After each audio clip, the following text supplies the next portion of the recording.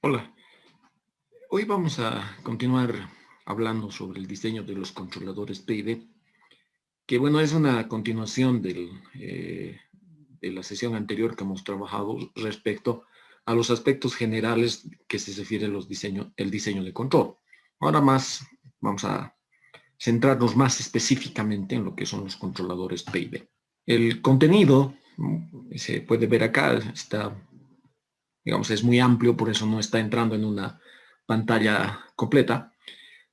Vamos a hacer una introducción, vamos a hablar sobre la ley de control, vamos a hablar sobre las diferentes representaciones que tiene el controlador PID, vamos a hablar de las reglas de Ziegler-Nichols o reglas heurísticas para el sintonizado del controlador.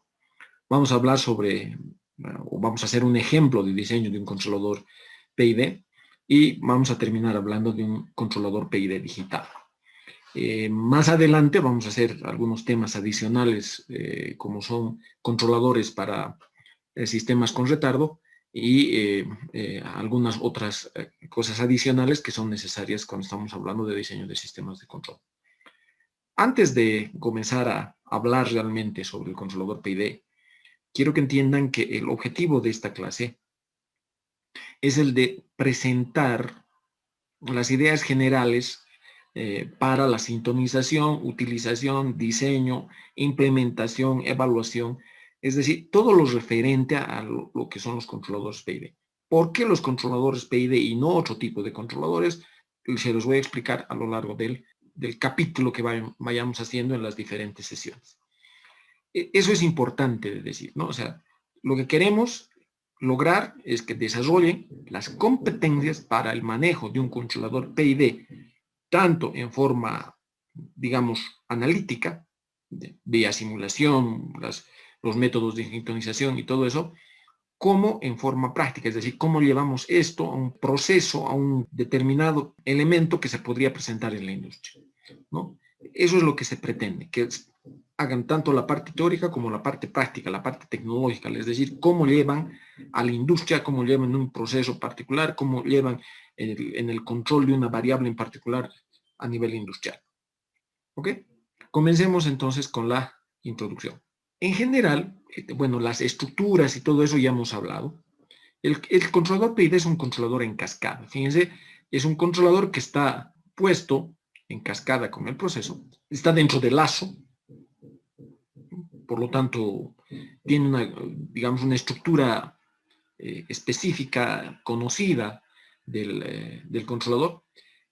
Conocen ustedes que esta es la señal de referencia, esta es la respuesta del sistema en lazo cerrado. Bueno, estas son las perturbaciones. He hablado los nombres que le hemos dado. Hemos dicho, esta es la variable manipulada, esta es la variable controlada. Esto es lo que nosotros le llamamos señal de control, ley de control, control simplemente, ¿no? La señal UDT. La señal de DDT es la perturbación, y EDT es la salida, y RDT es la referencia. Ok, ¿cómo se relaciona dentro del controlador la señal de salida versus el error, ¿no? La entrada al controlador y la salida del controlador? Se relaciona mediante esta ecuación, ¿no? Hay una parte, fíjense, hay una ganancia que precede a las señales que se manejan. Hay directamente el error, hay la parte de la integral del error y la parte derivativa del error, ¿no? Si se halla la transformada de Laplace, tenemos esta expresión de acá, CDS, la función, esta CDS, la función de transferencia del controlador, está dada por esta expresión, que es precisamente la transformada de Laplace de esta expresión anterior, ¿no? Por lo tanto, CDS en realidad es la función de transferencia que relaciona UDS sobre EDS, ¿no? Y si esta ganancia se entra a multiplicar dentro de lo que está entre corchetes, vamos a tener la forma paralela, ¿no? Proporcional, integral, derivativo. ¿Ok? Ese es el controlador PID básicamente. Más adelante vamos a ver diferentes presentaciones, algunos elementos adicionales como son las constantes de ponderación, etc. Una cosa que ya desde ahora tienen que acostumbrarse, porque en la anterior clase les he mostrado cómo se deduce la función de transferencia considerando las dos entradas. ¿Qué es el error de estado estacionario referido a la referencia o referido a las perturbaciones? Yo les he explicado en la sesión anterior y yo les pido, por favor, que esos conceptos básicos que se preguntan en el examen sean los que se manejen de manera adecuada, es decir, ya de manera conocida, que es algo que no nos presenta dificultades en su cálculo, ¿no? Ok, el controlador proporcional integral derivativo, precisamente por las acciones que les he mostrado, se llama proporcional integral derivativo, PID, de ahí viene su nombre. De hecho, es el más utilizado en la industria, ¿ya? Resuelve entre el 90 y el 95% de los problemas de control, llamemos control regulatorio o control servo, ¿ya? Esos términos también ya los he explicado en la sesión anterior. Entre el 90 y el 95% de los problemas los resuelve el controlador PID. Viene en diferentes formas, fíjense, viene en forma de cajas estandarizadas, viene en versiones simples para control de temperatura, viene como comandos de PLCs y hay otras formas también de implementar tecnológicamente los PIDs, con microcontroladores, con FPGAs, con computadoras industriales, o sea, PCs industriales, etcétera, ¿no? En diferentes formas, ¿ya? En términos electrónicos también se puede implementar con transistores, con amplificadores operacionales. En forma mecánica se puede encontrar en los antiguos procesos, se pueden encontrar mediante motores síncronos, con elementos de relojería, se podría decir, con engranajes y todo eso, que implementan algoritmos PID. Actualmente son dos formas básicas. Uno, como cajas estandarizadas, es decir, específicamente para hacer control PID, o como comandos en PLCs. Básicamente en esas formas se presenta en la industria, ¿no? Han evolucionado notablemente con la tecnología. Antes se podían hacer con relés y motores síncronos, se pueden hacer con sistemas hidráulicos y neumáticos, se hacían también con amplificadores operacionales y ahora con microprocesadores. De hecho, ya les voy diciendo, les voy a repetir también esta idea. Cuando estamos hablando, por ejemplo, de las cajas estandarizadas, que les he mostrado fotografías en la anterior sesión, de hecho, están implementadas en forma digital, ¿no? Es decir, son microprocesadores que llevan adelante el algoritmo de control de un controlador PID. Aunque para el uso o sea, para el usuario, para el operador, para el ingeniero, si ustedes ven y entienden, van a ver como si se estuviese trabajando con un PID analógico, con un PID en el dominio de S. Y eso no es verdad, porque siempre les van a pedir, además de los parámetros que se necesita para el controlador, les van a pedir el periodo de muestreo, el periodo que se necesita para procesar la información. Conocen también, hemos acabado el capítulo referente a control digital y pues, entonces ya conocen también qué es el periodo de muestreo. Ese aparece como un parámetro cuando se está trabajando con los PIDs actualmente. Yo puedo asegurar que por lo menos en los últimos 10 años ya los controladores PID son todos implementados en forma digital, ninguno ya viene en forma analógica.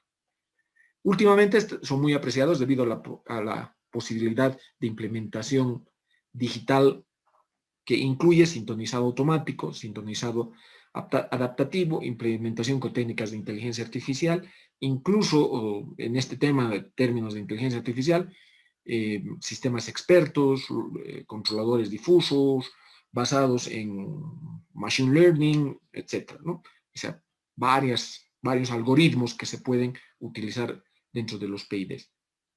Sin embargo, los que vamos a utilizar, que son los convencionales, son los que se les va a presentar en la industria, ¿no?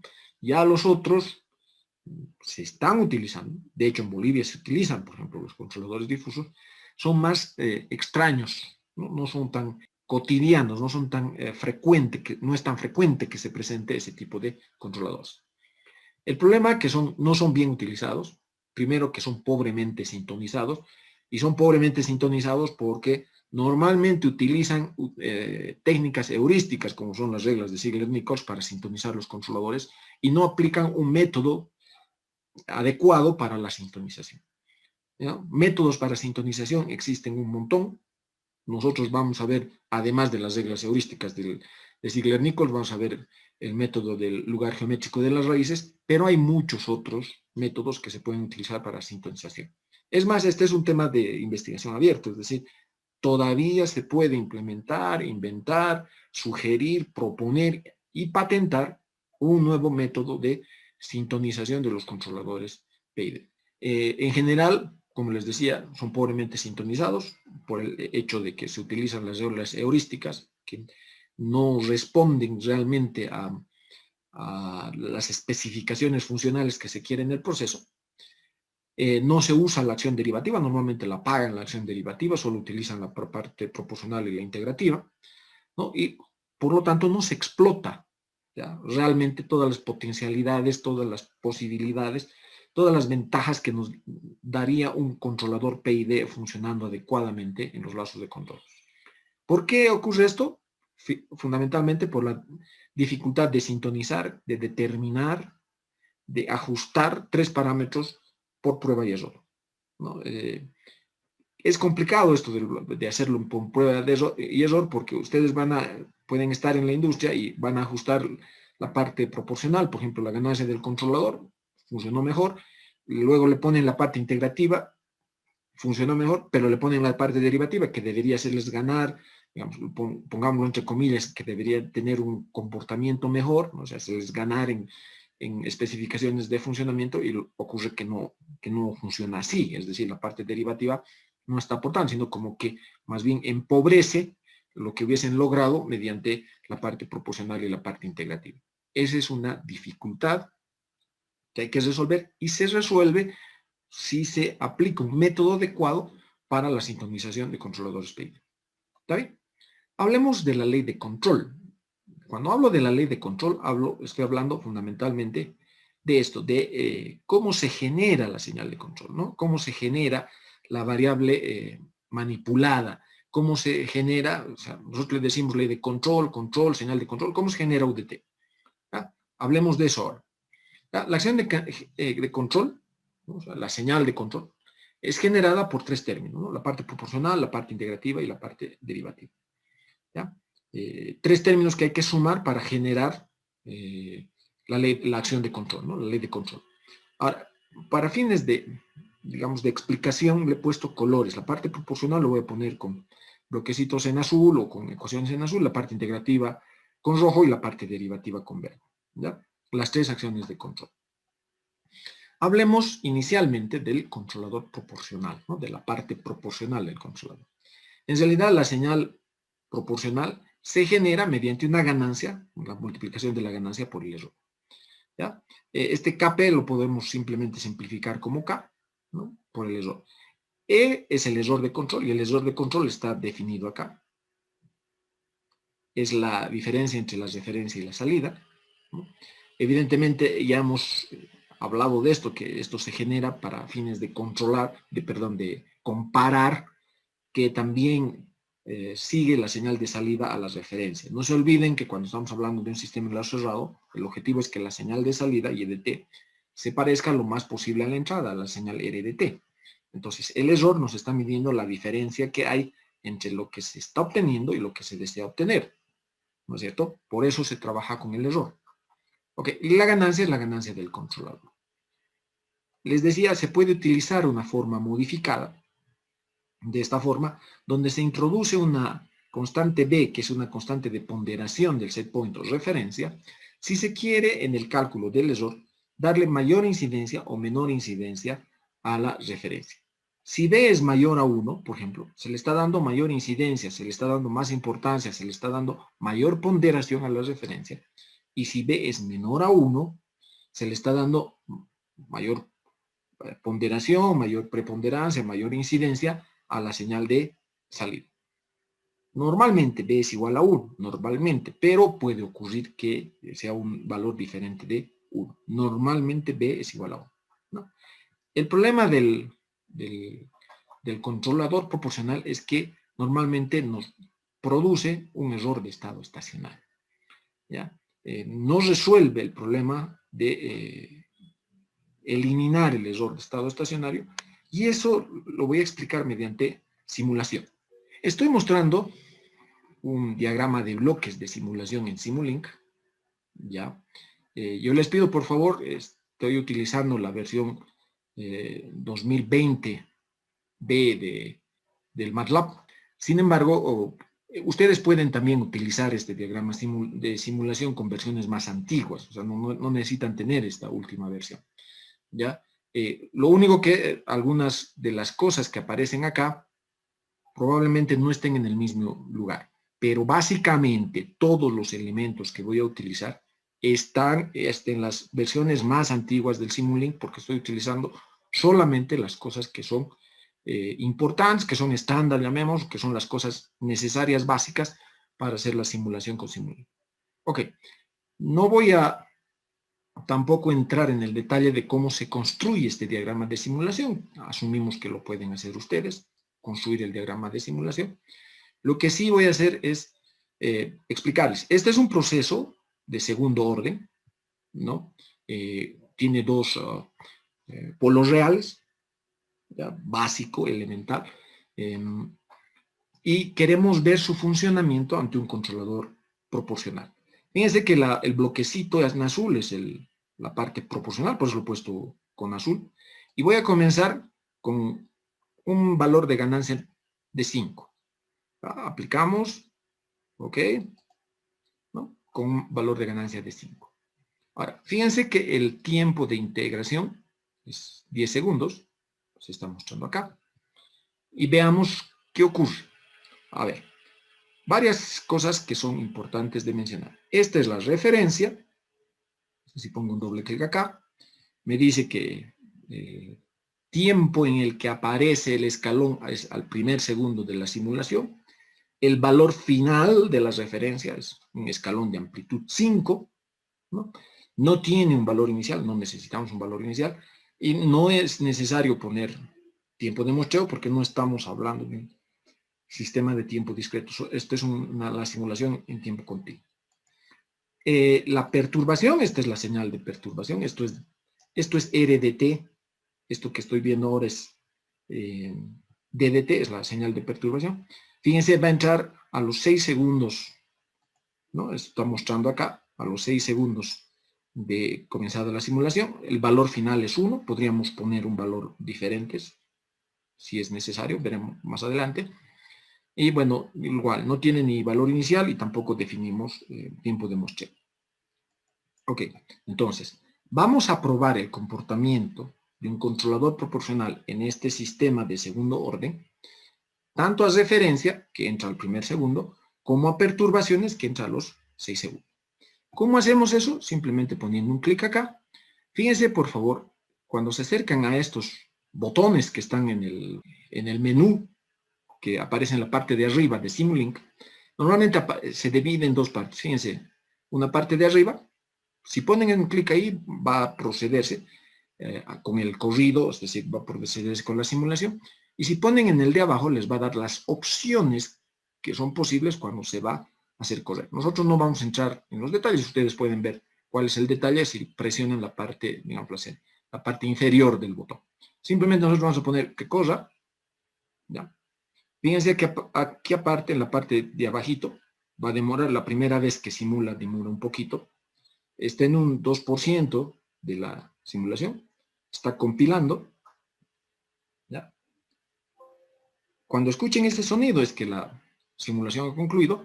Y ahora podemos ver, poniendo un doble clic en este elemento, que es el scope, que es el elemento que nos permite ver la simulación, el resultado. Este es el resultado. La línea que está en amarillo es la referencia.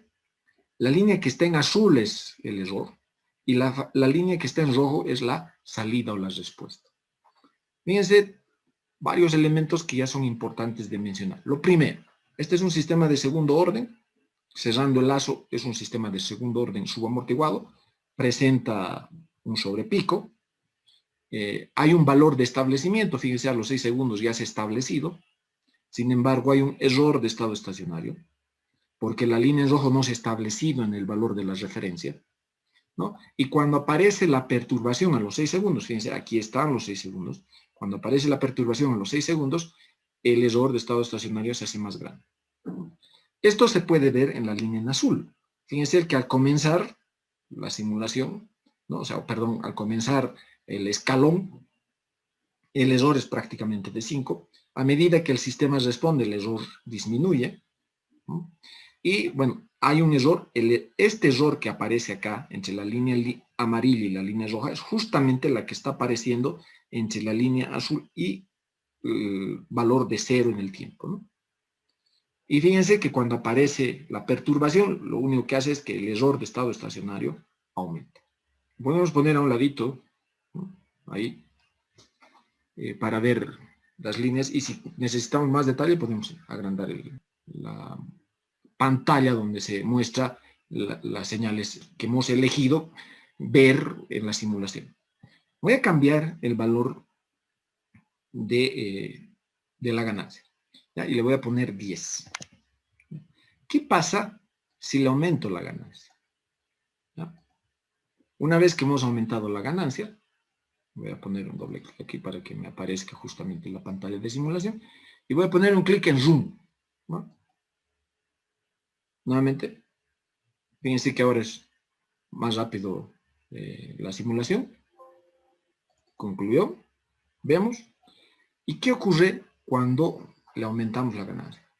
Fíjense que el error de estado estacionario ha disminuido, ¿no? Con una ganancia mayor, tanto a la seguimiento de referencia como cuando aparecen las perturbaciones, ¿no?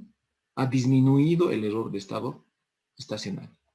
Aquí se puede, digamos, generalizar, decir, ok, entonces podemos aumentar, digamos, mucho más grande la señal del controlador y el error va a ser menor. Sí, pero eso tiene limitaciones. Les voy a mostrar que no es posible subir indefinidamente las ganancias porque seguro que nos enfrentamos a un problema de estabilidad.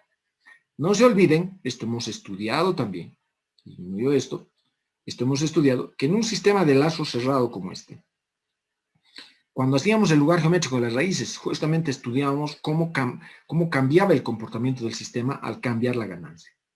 Y hemos también aprendido ahí, ¿no?, que al subir la ganancia lo que podemos provocar es que los polos del lazo cerrado se vayan hacia el lado derecho. Si eso ocurre, el sistema lo estamos llevando a la inestabilidad.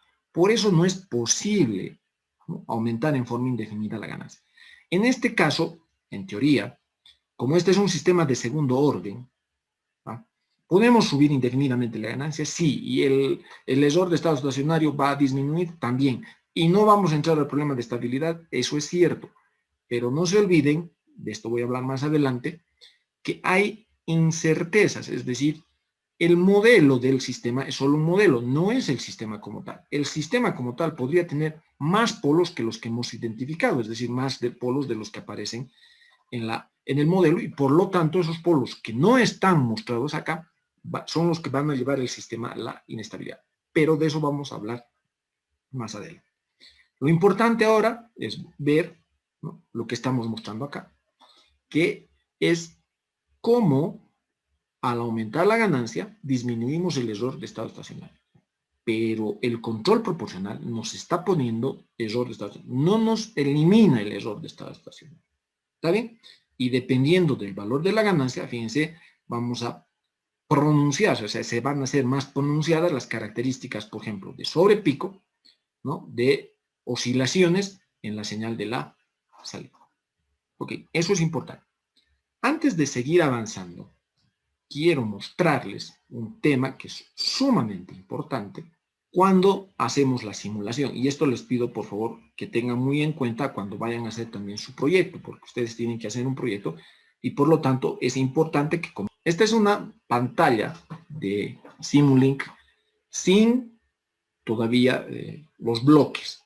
¿Por qué estoy abriendo esta pantalla? Por una simple razón, ¿ya?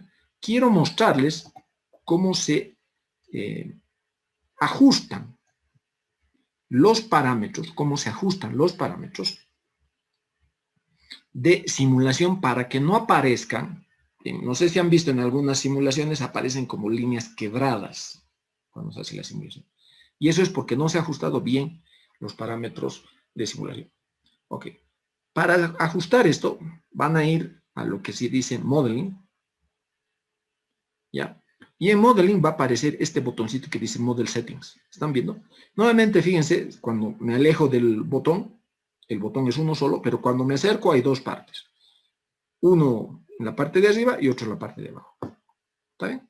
Podemos poner directamente el botón de arriba, pero en esta ocasión quiero mostrarles, voy a poner la flechita, fíjense cómo se abren las opciones. Por si acaso estas opciones que están viendo acá es exclusivamente de la versión 2020B. Probablemente, si están utilizando una versión más antigua, esto no esté en esta forma, ¿no? O sea, van a aparecer, digamos, 3 opciones o menos, ¿no? Lo importante es utilizar esto que se llama Model Settings. Ahora, tampoco le voy a poner un clic acá.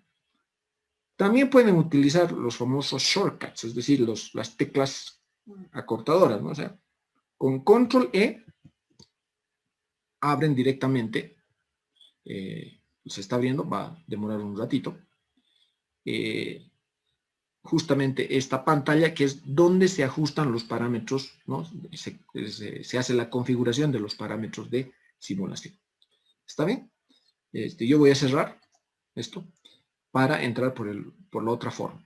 Un pequeño detalle. Este botón del Model Settings en las antiguas versiones de Simulink aparecen en esta pantalla principal de simulación, ¿va? En esta primera opción básica de simulación, ¿no? En las versiones ya del 2020B o de 2019B hacia adelante, ya aparece en esta parte en esta pestaña que dice Model. Ok, pongo entonces un clic y me voy a Model Settings. Con Control E saben también que pueden entrar ahí. Fíjense, por defecto es esta configuración que hace Simulink. Sin embargo, nosotros no necesitamos esta configuración, necesitamos una configuración más fina. Por lo tanto, para hacer eso es, primero, por defecto, el tiempo de simulación comienza en 0 y termina en 10. Si ustedes necesitan, o sea, por ejemplo, para sistemas que son más lentos, necesitamos ver su comportamiento en los siguientes 300 segundos, entonces aquí cambiamos el valor final a 300. ¿Cómo sabemos cuándo es, o sea, cuánto de simulación necesitamos? Es bien elemental. Lo único que tienen que hacer es ver la constante de tiempo más grande del sistema y a partir de ahí, unas 4 o 5 veces, perdón, una constante de tiempo más grande, ese es el tiempo de simulación que es necesario para poder ver el comportamiento del sistema. Ok. En el tema del stop time. Fíjense, dice selección del algoritmo de resolución. Lo primero que voy a hacer, voy a poner un clic acá y lo voy a cambiar a Fixed Step. No vamos a utilizar el variable step porque cuando se pone paso variable step significa paso variable. Cuando se pone paso variable, el Simulink toma la decisión de aumentar los pasos de integración o disminuir los pasos de integración de acuerdo a si el sistema está variando más rápido o está variando más lento.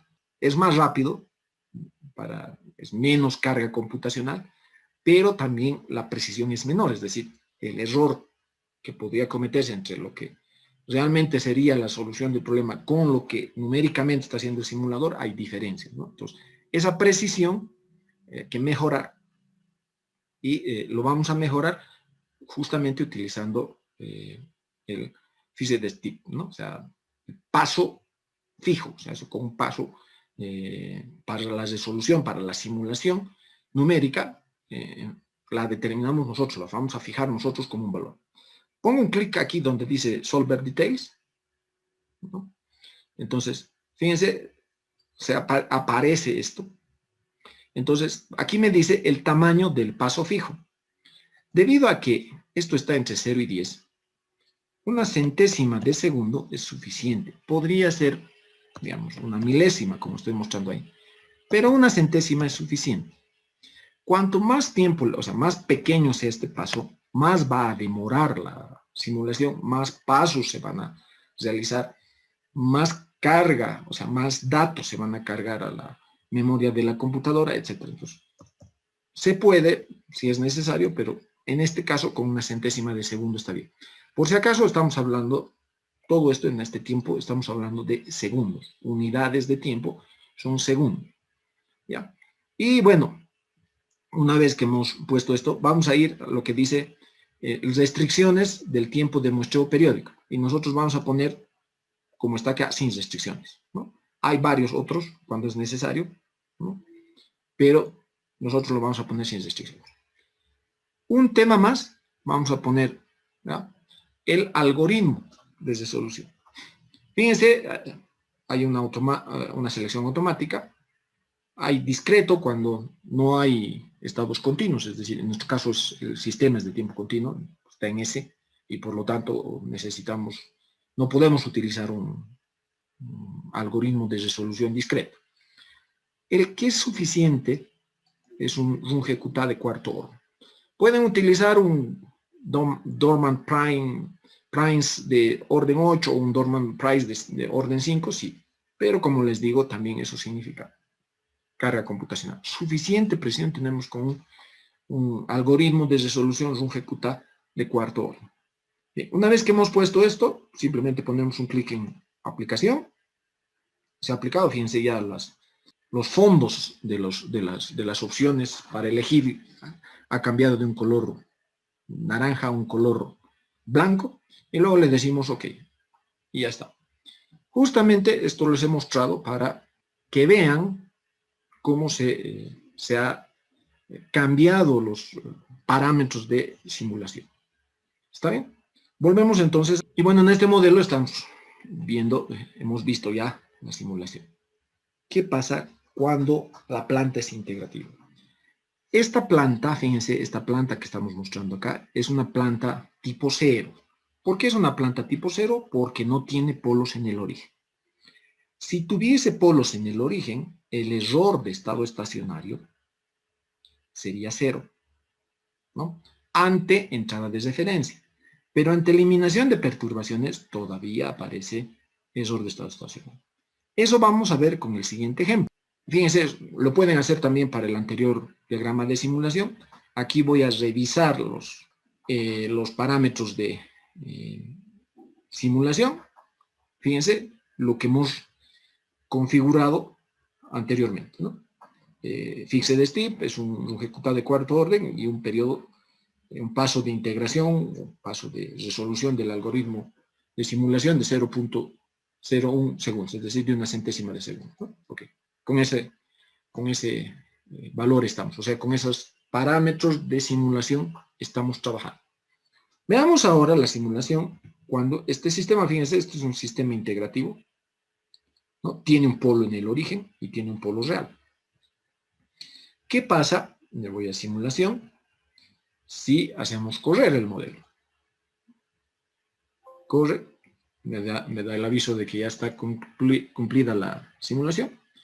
Y bueno, esta es fíjense, la pantalla de las respuestas. Nuevamente, la señal en amarillo es la referencia, la señal en rojo es la salida o variable controlada, la señal en azul es el error. No estamos monitoreando la señal, la variable manipulada, ¿no?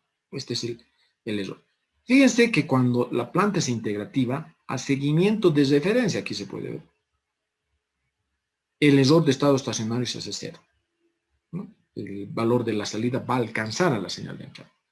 Sin embargo, cuando aparecen las perturbaciones, ¿no? Las perturbaciones no se olviden que aparecen a los 6 segundos, fíjense cómo aparece error de estado estacionario. ¿Eso por qué? Porque el controlador es proporcional. El controlador proporcional nos va a traer problemas de error de estado estacionario. Si la planta es integrativa, ante referencia no vamos a tener las dificultades, pero aun cuando la planta es integrativa, ante perturbaciones, va a haber un error de estado estacionario. ¿Está bien? Podemos cambiarle la ganancia. ¿Qué pasa si le ponemos de ganancia 10 al controlador? Si simulamos, ¿no?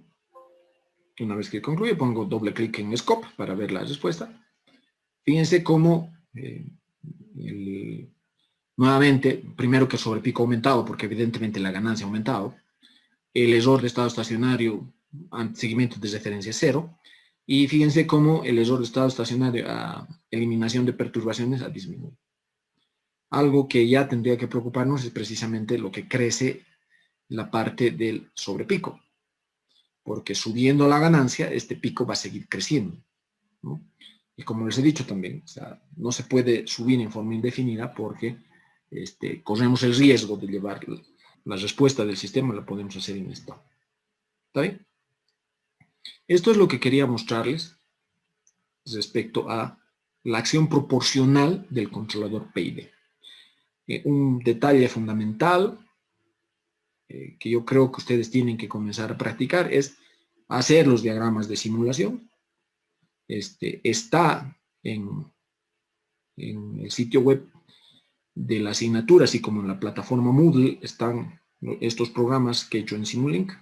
Ustedes los pueden bajar y directamente utilizarlos, o pueden hacer su propio diagrama de simulación. Yo lo que les aconsejaría que es a modo de practicar, hagan su propio diagrama de simulación, cambien las configuración de simulación, etcétera, y vean que funcione adecuadamente el Simulink. Con el Simulink que tengan en casa, o sea, no necesitan tener, lo que les he dicho, no necesitan tener la última versión.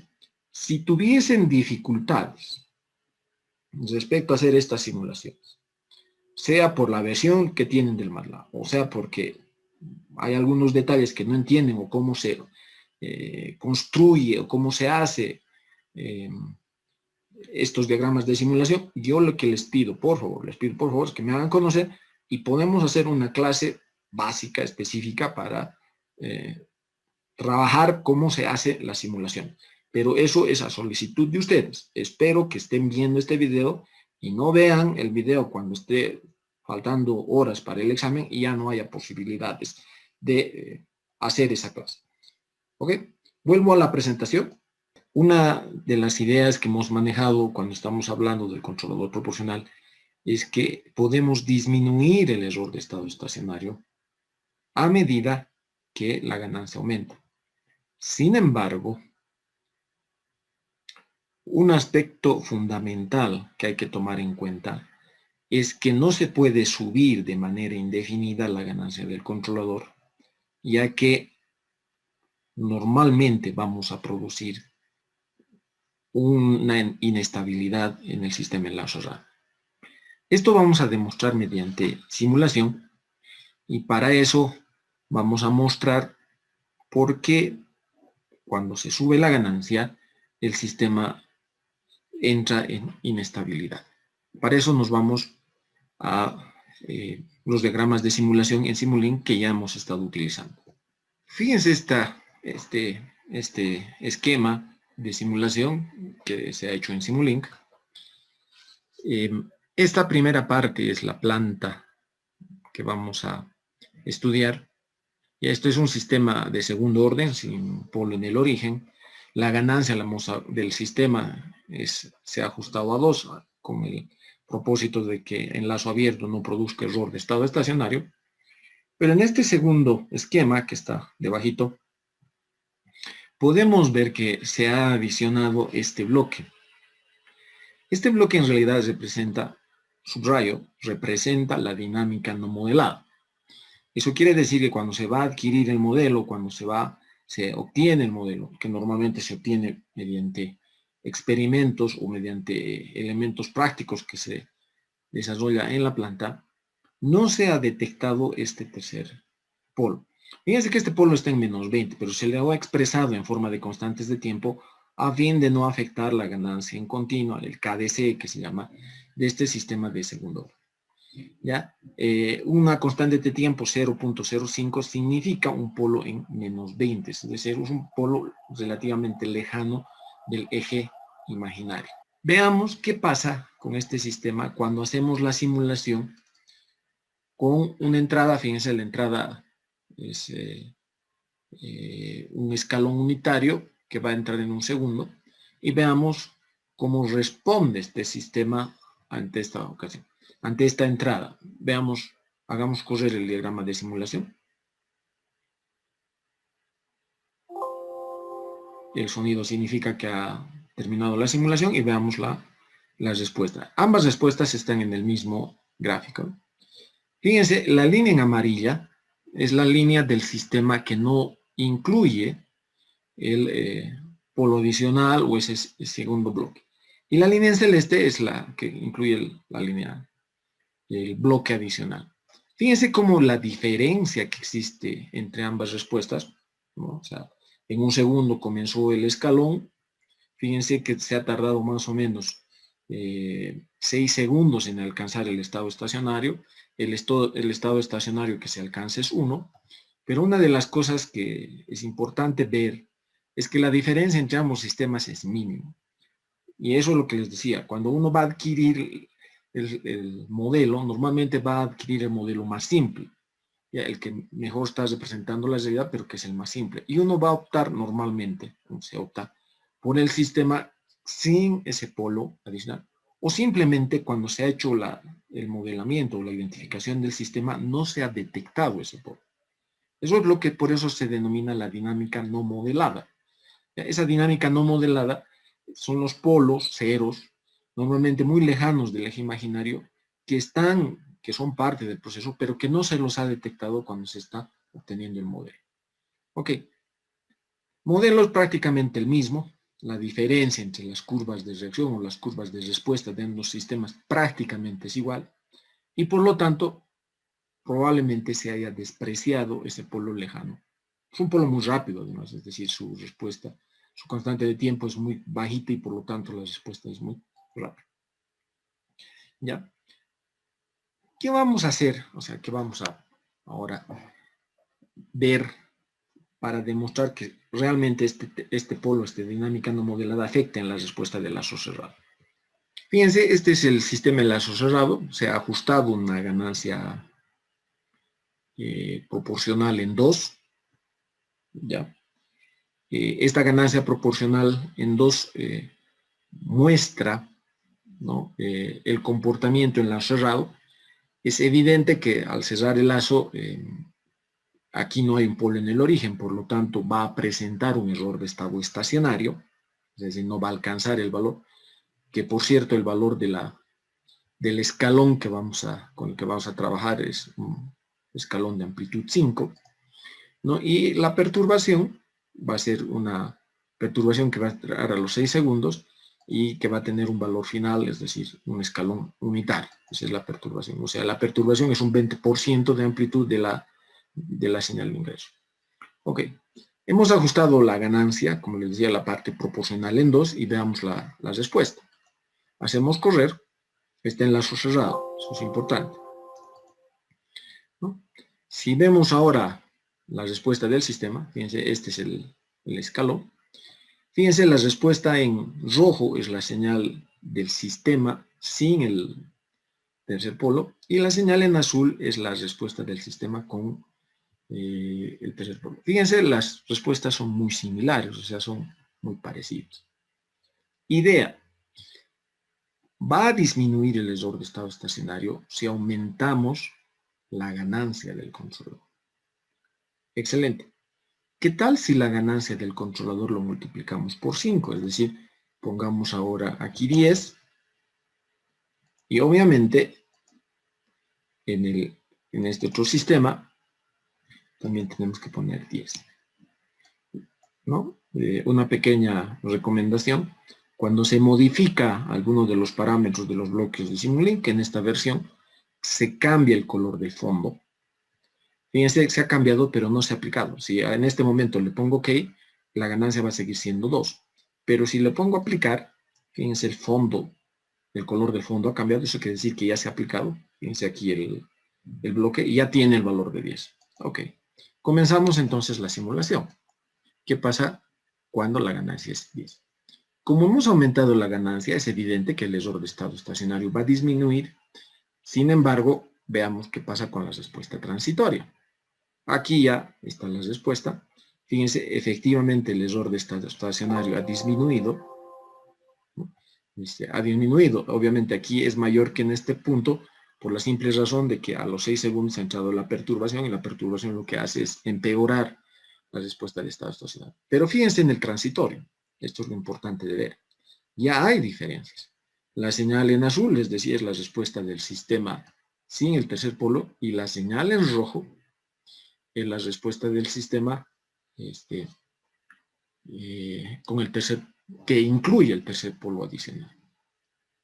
Veamos entonces qué pasa si seguimos aumentando la ganancia, ¿no? En este caso, en vez de 10, ¿qué tal si le ponemos 5 veces más que 10? Es decir, multiplicamos 10 por 5 y ponemos 50.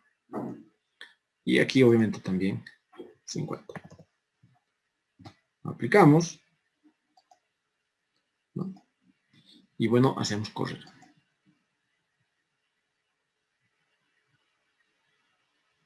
Se ha hecho la simulación. El sonido nos indica que ha terminado la simulación y veamos la respuesta. Esto es lo que se produce. Fíjense, la respuesta del sistema sin el tercer polo, a pesar de que el transitorio es muy grande, siempre se establece. Fíjense, la señal en azul, que es la señal de la respuesta del sistema sin el tercer polo, oscila, el error de estado estacionario es menor, ha disminuido notablemente porque hemos aumentado la ganancia. A partir de los 6 segundos, el error de estado estacionario es un poquito más grande que antes de los 6 segundos porque ha entrado la perturbación, pero fíjense con la línea en rojo. La línea en rojo es en realidad la señal del sistema que incluye el tercer polo. ¿Qué ha pasado? Este sistema es inestable. ¿Por qué? Porque fíjense que la respuesta empieza a crecer en forma indefinida a medida que transcurre el tiempo. Fíjense, le voy a poner un clic acá para que vean cómo va creciendo, ¿no?, la señal de salida. Obviamente esto no va, en la realidad no se produce, es inestable el sistema, pero lo más probable es que salga de funcionamiento porque un sistema inestable no es un sistema de control, no nos sirve como sistema de control y normalmente se lo saca de funcionamiento o se quita el lazo para que el sistema empiece a trabajar en la soledad. Un sistema de control realimentado, a pesar de que subir la ganancia nos disminuye el error de estado estacionario, esa ganancia no puede subir en forma indefinida, debido a que vamos a producir la inestabilidad en algún momento en que supere un determinado valor la ganancia. ¿Ah? Entonces hemos demostrado la inestabilidad. Y la inestabilidad se produce, repito, debido a la dinámica no modelada. Este bloquecito en amarillo no aparece aquí. Este bloquecito en amarillo en el segundo sistema es lo que hemos denominado la dinámica no modelada. Ahora, es importante recordar, los modelos son solo modelos, no son la realidad. Los modelos son buenos en tanto y cuanto reflejen bien la realidad. Por lo tanto, como les he mostrado también en la respuesta en lazo abierto, ambos sistemas tienen respuestas muy similares y por lo tanto, normalmente vamos a utilizar como modelo solamente este, sin considerar el tercer polo. Pero este tercer polo, que si bien está presente en el sistema, que no lo consideramos para fines de sintonización o estudio del sistema, deja, ¿no?, este tercer polo deja hacer notar o hace notar su presencia para los valores de la ganancia legal. ¿Ya? Fundamental. La idea es, no se puede subir en forma indefinida la ganancia porque vamos a llevar el sistema a la inestabilidad. Ok. Por lo tanto, la ganancia proporcional nos va a introducir normalmente sobre el estado estacionario y tenemos que pensar en la forma de resolver el problema de que no haya error de estado estacionario.